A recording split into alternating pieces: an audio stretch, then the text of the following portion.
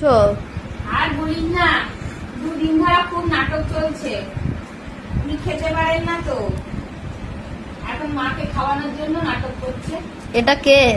শুধু শোনা, আমার চিনি বাচ্চা। দেখ কেমন বদমাইশিগিরি করছে। খাবার খাই দিতে হবে আর তবে কি উনি খাবে। জিবু বার করে করে খাবে, জিবু বার করে করে খাবে। ছনা পাখি, আমার সোনা পাখি কই? কিন্তু বদমাইশি হয়, প্রত্যেকদিন বদমাইশি করলে হবে না তো। মাঝে মাঝে তো মাকে খাইয়ে দিতে হবে না?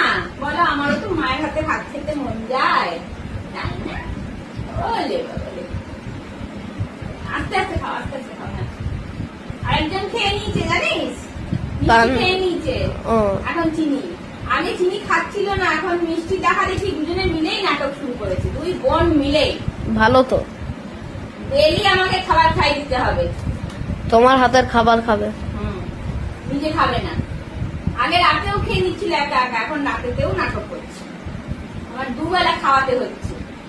এই গরমকাল পড়লে ওদের একটুখানি অসুবিধা হয়, পাল্টে পাল্টে ঝোল রান্না করে দিই। আবার এবারে দই খাওয়াতে হবে, দই দই খাওয়ালে ওদের একটুখানি পেটটা ঠান্ডা থাকবে, মাঝে মাঝে মুখটাও চেঞ্জ হয়ে যাবে।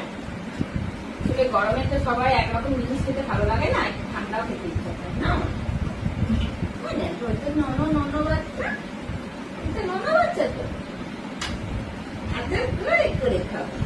ভর্তি ভর্তি করে আদর করবে।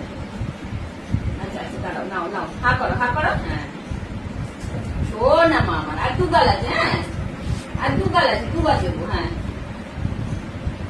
নিয়ে খেয়ে জল খেয়ে আসো গা, বুঝলে? অত সেরকম হয়েছে 2 মিনিট।